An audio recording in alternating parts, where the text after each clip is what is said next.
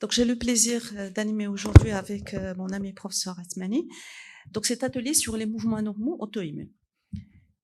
Donc, on va commencer par une définition dans le sens où les mouvements anormaux d'origine auto-immune font évoquer des mouvements anormaux qui sont associés soit aux encéphalites auto-immunes, qui est le grand chapitre qu'on va traiter, les maladies systémiques auto-immunes, les maladies infectieuses ou para-infectieuses, mais aussi des maladies auto-immunes du système nerveux périphérique. Alors, le mécanisme de ces mouvements anormaux serait soit des anomalies des voies de signalisation neuronale impliquant une dysfonction des neurotransmetteurs et des récepteurs, ou bien une atteinte directe des structures neuronales par les auto-anticorps. Et avec la découverte de nouveaux anticorps antineuronaux, un bon nombre de mouvements anormaux dégénératifs ou idiopathiques ont été reclassés en mouvements anormaux auto-immuns. Alors, ces mouvements anormaux auto-immuns donc, peuvent toucher les adultes et les enfants.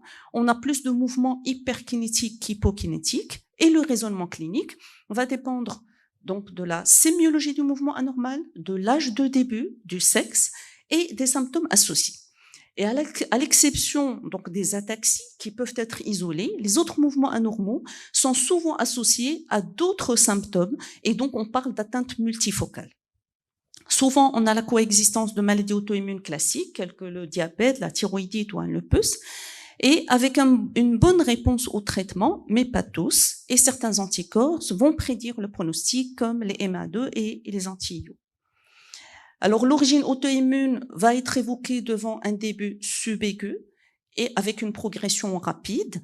L'association à des crises épileptiques, un déclin cognitif rapide, des troubles psychiatriques, des troubles de conscience, des troubles du sommeil. Et la présence justement de ces mouvements anormaux, c'est un outil diagnostique, mais également pronostic, parce qu'il est associé à une mortalité plus importante. Mais quand il est diagnostiqué rapidement avec un traitement précoce, on aura moins d'handicaps sous traitement et moins de récidives. Et il y a une association fréquente donc à une tumeur quand les mouvements anormaux sont d'origine auto-immune.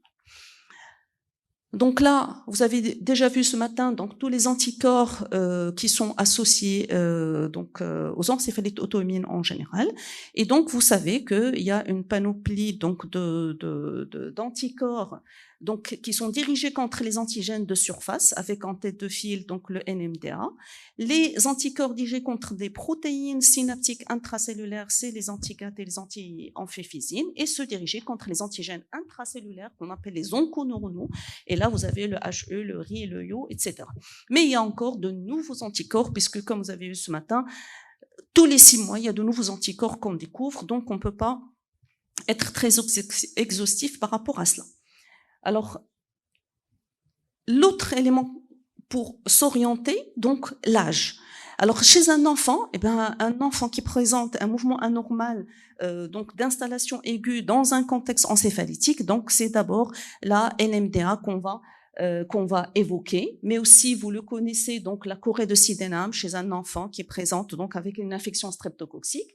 Chez l'adulte, ça peut être donc un NMDA ou après donc isolé ou après une encéphalite à herpès simplex virus. Et chez le sujet âgé, il y a des anticorps qui sortent, et c'est les Zyklon 5, le Casper2 et le LG1. Donc l'âge quand même est un élément qui nous oriente pour dire que c'est tel ou tel anticorps impliqué. Alors le sexe aussi. Alors, chez la femme, on évoquera d'abord le NMDA, mais aussi les maladies auto-immunes, le lupus, les APL et les anti-GAD. Chez l'homme, c'est plutôt CRMP5, Casper2 et LG1. Et chez les deux, donc, on peut évoquer donc les Zyklons, et surtout chez le sujet âgé. Alors, quels sont les mouvements anormaux donc, qui sont associés aux anticorps dirigés contre les antigènes membranaires? Dans une méta-analyse, donc, on trouve que il y a une prévalence élevée des mouvements anormaux, puisque 40% des patients avaient au moins un mouvement anormal, voire même ils peuvent avoir 2. Et les plus fréquents, c'est les anti-NMDA, puis les anti-Casper2 et le LG1. Et là, les mouvements anormaux les plus souvent associés, c'est les dyskinésies pour les anti-NMDA et les crises dystoniques facio-brachiales pour le LG1. Donc, pour illustrer donc, ces mouvements que vous avez déjà vu ce matin, mais donc juste pour illustrer ces éléments. Donc vous voyez cet enfant avec ses dyskinésies orofaciales qui font évoquer, c'est très spécifique donc de la NMDA et cette dame qui présente, vous allez voir, vous l'avez vu? Donc c'est dystonie, donc crise dystonique très brève, donc de la face et du bras qui font évoquer le LG1. Et puis, donc, quand on a des mouvements comme ça, une activité musculaire continue, donc au niveau donc des membres inférieurs, et ça fait évoquer donc le Casper-II.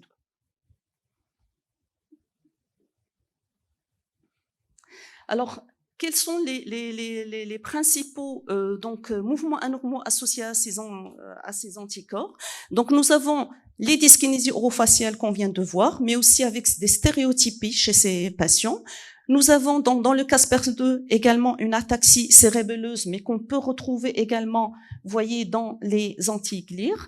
On a donc une neuromyotonie, un syndrome de Morvin dans la Casper-II, les dyskinésies, les dystonies brachiofaciales dans le LG1, mais aussi un parkinsonisme. Et donc là, vous voyez, le parkinsonisme donc peut se voir dans ces trois anticorps LG1, les antirécepteurs à la dopamine et les zyklon 5.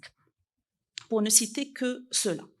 Alors, qu'en est-il donc des mouvements anormaux associés aux antigènes, aux anticorps dirigés contre les protéines synaptiques intracellulaires? Eh bien, nous avons ces deux, les anti-GAD et les anti-amphiphysin, avec comme sémiologie, c'est le spectre des stiff person syndrome, avec aussi l'ataxie et l'opsocolonus myoclonus. Et juste pour illustrer donc cette rigidité, vous voyez donc un patient qui est vraiment comme une planche, donc, et ça l'empêche de marcher. Vous allez voir, regardez, donc c'est un patient qui n'arrive pas à marcher tellement la rigidité des membres inférieurs et qui peut toucher aussi le tronc.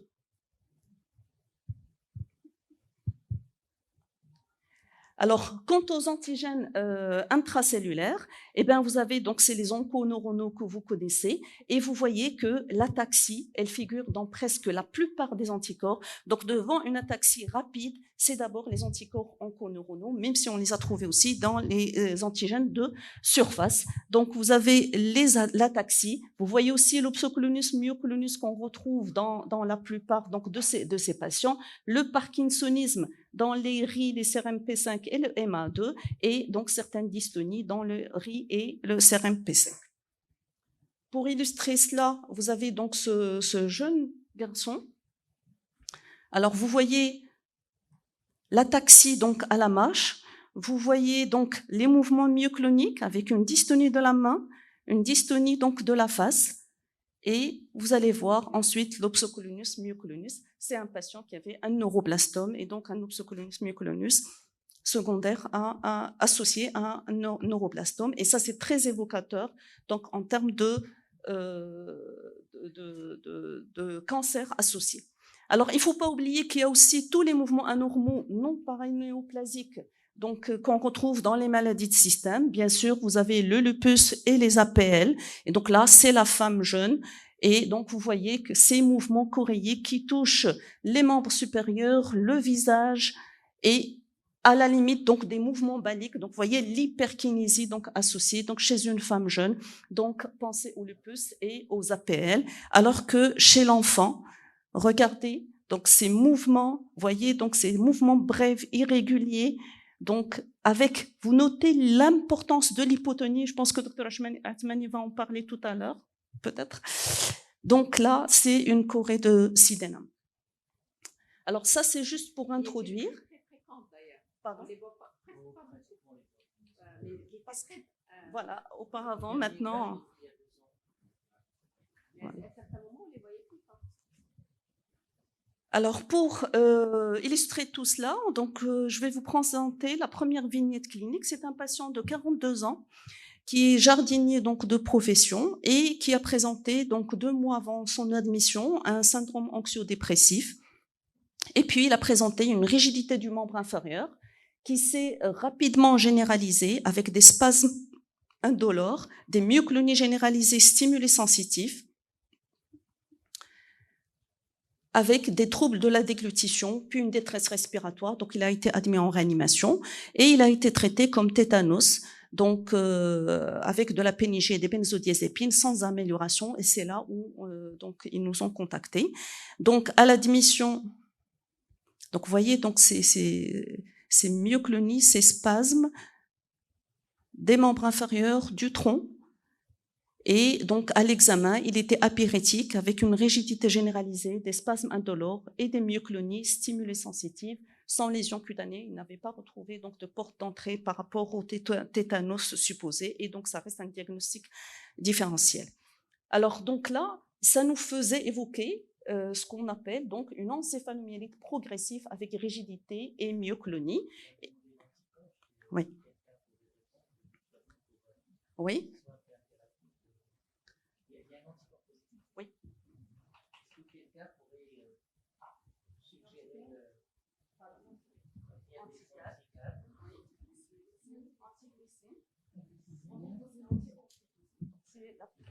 Il y a un autre, un dernier. Non? Il est rare, mais on va le voir tout de suite. Et voilà. Donc, devant des myoclonies, il faut déjà les classer en syndrome. C'est-à-dire, est-ce qu'on est devant un obsocolonis myoclonus, l'enfant qu'on a vu? Et donc, il faut savoir que ça peut être paranéoplasique ou para-infectieux. Et là, donc c'est maintenant c'est comme une signature donc du Covid. Et voilà, donc c'est l'HIV et le Covid pour le para-infectieux, et pour le paranéoplasique, c'est le neuroblastome chez l'enfant.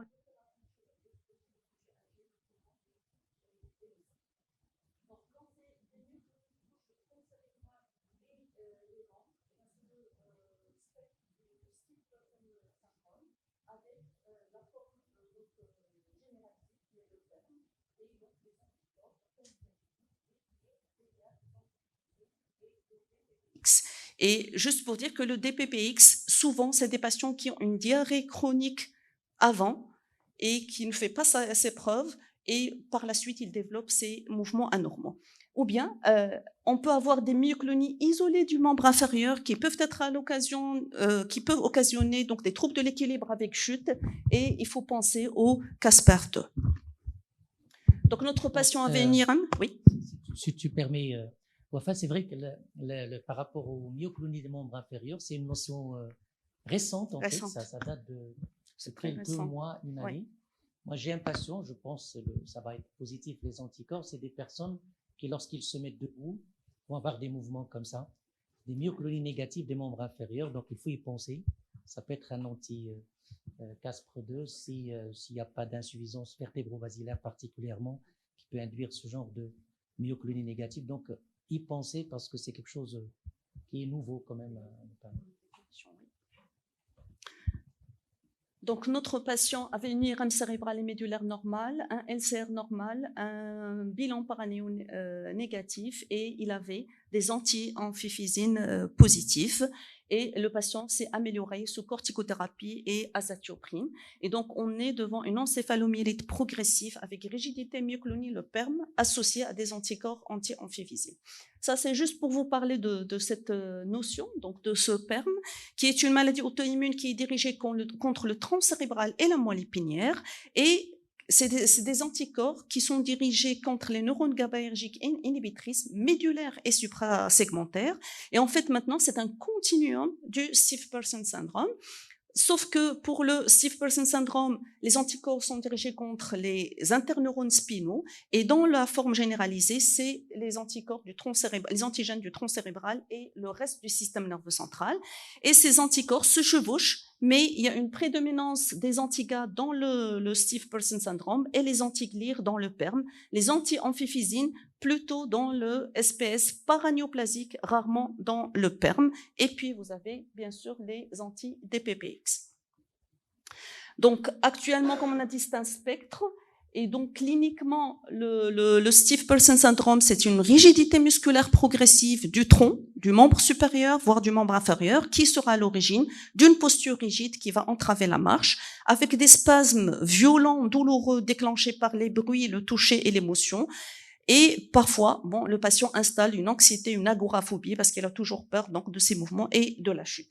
Quand ça se généralise, eh ben, on aura une dysautonomie, des troubles cognitifs et psychiatriques. Notre patient avait le syndrome anxio-dépressif dans les 2 mois qui précédaient et l'atteinte du tronc cérébral. Et la dysautonomie chez notre patient, c'est elle qui a nécessité l'intubation et son admission en réanimation. Et donc là, pour les anti-amphiphysin, donc les dernières publications donc élargit le spectre clinique où vous avez le spectre du SPS, mais également l'encéphalite limbique qui peut se voir dans les anti-amphiphysin, les myélites, les crises épileptiques et les neuronopathies sensitives. Elles sont paranéoplasiques de cancer de poumon ou de sein, mais parfois uniquement auto-immunes. Effectivement, on n'a pas trouvé, donc on est à 3 ou 4 ans, on n'a pas retrouvé donc d'anticorps, de néoplasme.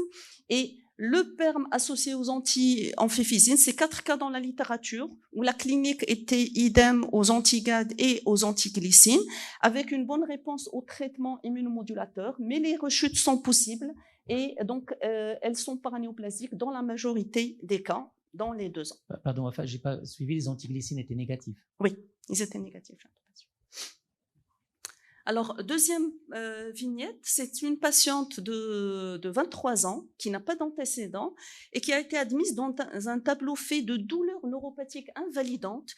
Elle parlait de coulées qui traversaient son corps en crânio-caudal, l'obligeant à s'abaisser pour ne pas tomber. Elle se sent comme une bougie qui se consume, en train de se consumer, et ou une coulée d'eau qui la rend mouillée et flasque. Et elle disait que quand elle s'asseyait, elle s'asseyait sur quelque chose de mouillé, donc son corps, et donc elle ne ressentait, il n'y avait pas de moment de repos chez cette patiente. Et sur le plan moteur, elle avait des myoclonies des membres supérieurs à l'écriture, des myoclonies au repos qui peuvent intéresser le membre supérieur, le membre inférieur de façon aléatoire, et un tremblement fin des mains et des lèvres avec un examen strictement normal.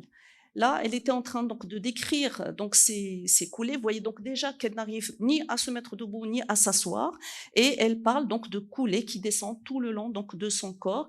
Et là, elle dit que là, je vais écraser ce qui est mou et mouillé donc dans mon corps, avec un tremblement fin donc des extrémités, un tremblement donc des lèvres. Et là, elle rapporte comment se déroulent ces myoclonies quand elle écrit, ou bien quand elle est au repos. Voilà, donc un des membres va avoir une myoclonie.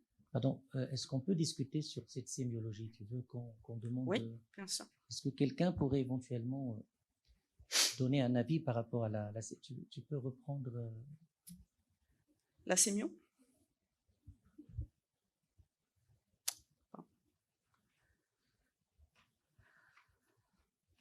Alors, est-ce qu'il y a un volontaire?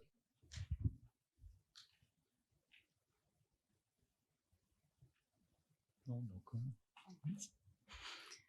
Alors, donc là, on va analyser d'abord le mouvement et le symptôme associé. Oui. C'est une patiente qui facilement aurait pu être envoyée chez le psychiatre. Oui. La main. Tout à fait. Parce que, justement, donc, elle a consulté. Et donc, justement, cette description, et moi-même, à un certain moment... Avec ça fait trop psychiatrie. Hein, voilà, donc, mais je ne voulais pas vraiment conclure à 100% que c'est psychiatrie. Donc, on est dans des myoclonies, on n'est pas dans ce cadre-là, donc il n'y a pas de rigidité proprement dite, mais donc devant ces myoclonies, donc on a exploré donc ces anticorps. Et un autre élément qu'on va discuter tout à l'heure, donc je vais vous le rapporter. Donc notre patiente avait une IRM cérébrale et médulaire normale, un bilan métabolique inflammatoire normal, les anticorps onconeuronaux étaient négatifs, et nous avons retrouvé des antiglycines récepteurs positifs. Donc je savais que Asman allait tiquer, c'est-à-dire qu'on a dit ce matin que même si vous trouvez des anticorps positifs, il faut que ça cadre avec la sémiologie clinique. Voilà, donc là, on va discuter tout à l'heure. Alors, la TDM, donc cervico-thoraco-abdominopelvienne était normale, un PET scan qui est normal. Nous n'avons pas pu faire les potentiels laser qui ne sont pas disponibles. Ça permet donc d'évaluer donc les voies motrices, les voies sensitives douloureuses. Et les l'enregistrement des myoclonies, est-ce qu'il y a un intérêt ou pas? Le fait d'enregistrer les myoclonies en EMG? Possible, mais dans ce c'est-à-dire cas, que oui, mais l'enregistrement, c'est pas tout le monde il va le fait. montrer est-ce qu'on est dans une myoclonie, dans un spasme myoclonique. Ce n'est pas le tremblement, et donc vous voyez, donc c'était vraiment donc. Alors donc on a passé donc 10 grammes de solmédrol sans amélioration. Des immunoglobulines intraveineuses ont apporté une discrète amélioration, et c'est en commençant le rituximab qu'on a eu un début d'amélioration au 3e mois et à 6 mois, disparition totale des myoclonies et du tremblement, avec amélioration nette des douleurs. Elle sent que son corps est en train de s'assécher dans le sens inverse de l'installation. Et voilà, donc là, je vous rapporte donc quelle est la littérature qui analysait ces antiglycines. Donc, sur une méta-analyse, qui a évalué 356 cas d'anticorps antiglycines. Donc, cet anticorps peut se voir à tout âge. Les principales manifestations cliniques, c'est le stiff person syndrome et le PERM, c'est les crises d'épilepsie, et puis les autres manifestations donc à part. Alors, les hommes feront plus de PERM, les femmes feront plus d'épilepsie et les autres manifestations neurologiques. Et donc, la présentation clinique va dépendre de l'âge de survenue. Et donc, ces manifestations, donc on a dit donc le stiff person syndrome et son spectrum dans 51%, l'épilepsie avec toutes les formes d'épilepsie jusqu'à l'état de mal. Et dans les autres manifestations, vous avez les mouvements anormaux, donc dont les myoclonies, des encéphalites, une psychose aiguë, une surdité corticosensible et des douleurs neuropathiques. Et dans cette série, il y avait un seul cas. Alors, donc ce cas, effectivement, c'est une jeune dame qui a commencé par présenter des paresthésies, un engourdissement donc du membre inférieur et de la face, qui était douloureuse. Et puis, par la suite, elle commence à présenter donc une rigidité avec donc de l'abdomen et du tronc, et plus tard donc des signes du tronc cérébral. Et et puis une aggravation donc de sa douleur neuropathique. Elle parlait donc de choc électrique avec cette allodynie et donc comme quelque chose donc qui l'écrase, et donc là, quand on raisonne dans les syndromes paranéoplésiques ou les encéphalite auto-immunes, n'oubliez pas que le symptôme associé est aussi un élément à considérer. Et la douleur, et là on parle de douleur en dehors de la douleur du spasme, donc c'est une douleur neuropathique. Donc les douleurs font évoquer les antiglycines et il faut évoquer les caspatiques. Donc un peu les LGI. Donc la douleur associée à un syndrome, à un mouvement anormal auto-immun ou un syndrome paranéoplasique ou auto-immun, donc doit faire évoquer la glycine, le caspase-2 et le LGI1. Donc, les tumeurs associées donc, sont rares, dans moins de 50%, souvent décrites avec le PERM et le SPS. Le traitement, on a une réponse variable et donc une meilleure réponse donc, quand le tableau est typique donc, de PERM ou SPS. Alors, troisième vignette, c'est un homme de 38 ans, sans antécédents, qui présente depuis 5 mois des troubles du comportement avec anxiété, irritabilité, des hallucinations visuelles, des troubles du sommeil, des troubles mnésiques et des mouvements anormaux paroxystiques qui durent moins de 10 secondes, sans altération de l'état général, ni fièvre, ni signe systémique. Alors, le patient a refusé d'être filmé, donc je vous montre une vidéo qui ressemble à ce qu'il a présenté.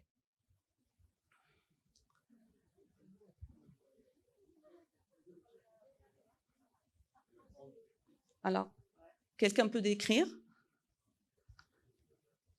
Donc, une dystonie paroxystique donc de la face et de la main, et donc ça vous fait évoquer le LG.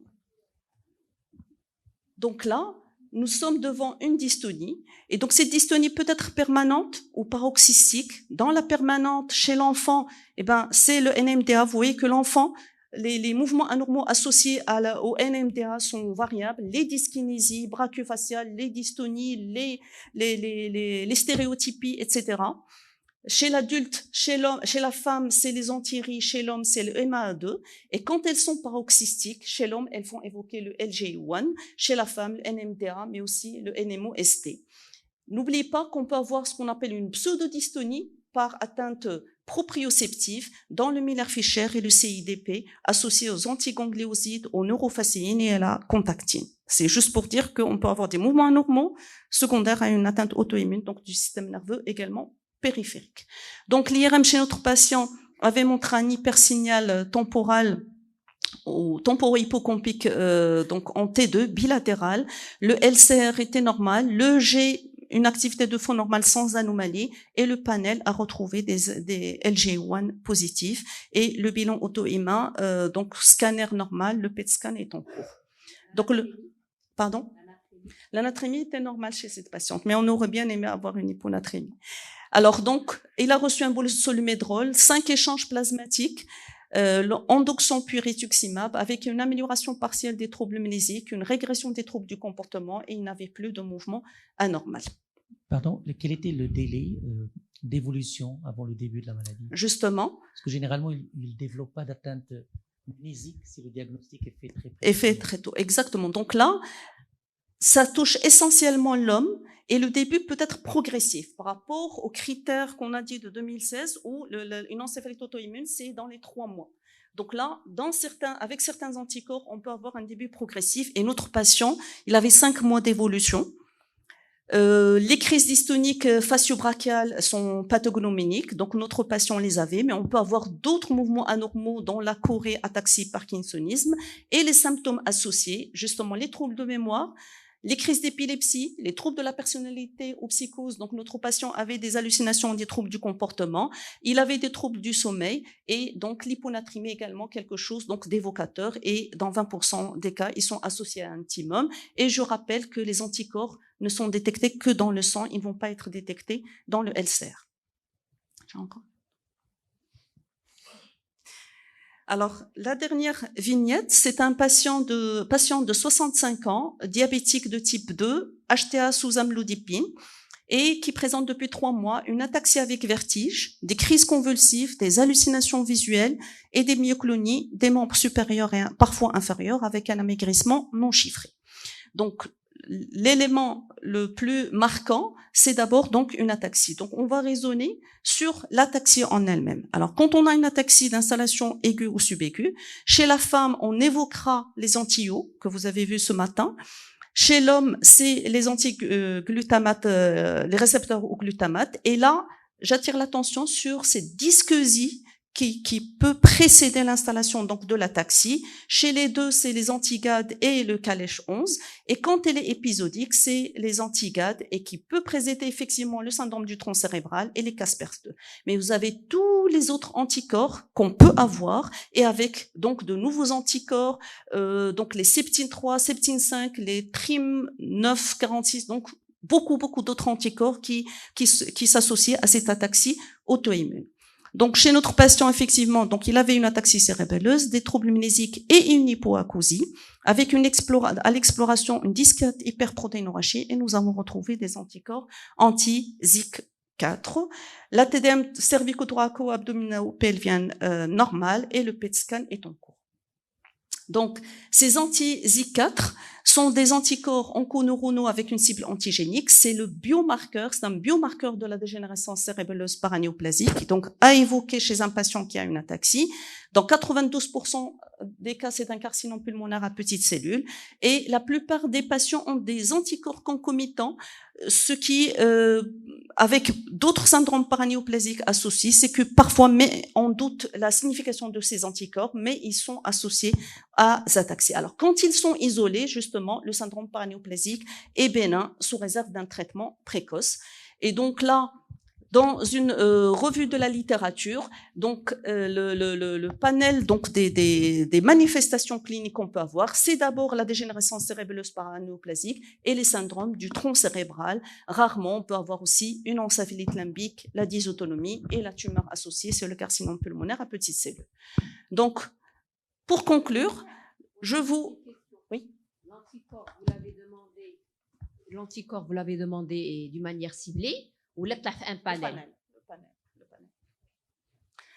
Donc là, Juste un élément pour rappeler certains éléments cliniques, donc évocateurs de certains anticorps. Donc, vous l'avez bien vu, les crises dystoniques facio-brachiales, c'est le LG1. Les myoclonies des membres, c'est le Casper2. Les dyskinésies orofaciales, c'est le NMDA. Les mouvements anormaux, donc au cours du sommeil, c'est les Zyglon 5.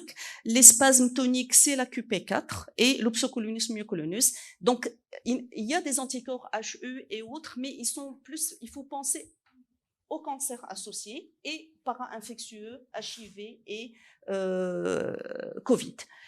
Le Steve Person syndrome, c'est les GAD, glycine, amphiphézine et DPPX. L'épisodique, alors là, ils ont bien précisé late onset épisodique ataxia, c'est-à-dire parce que l'ataxie épisodique chez l'enfant, on est plutôt dans le cadre génétique. Alors quand elle survient tardivement chez l'adulte, il faut penser à tout ce qui est auto-immun. Et donc vous avez le Caspers-2 et les anti-GAD. L'hyponatrémie, justement, c'est le LG1 et les troubles du sommeil, les Zyglon 5.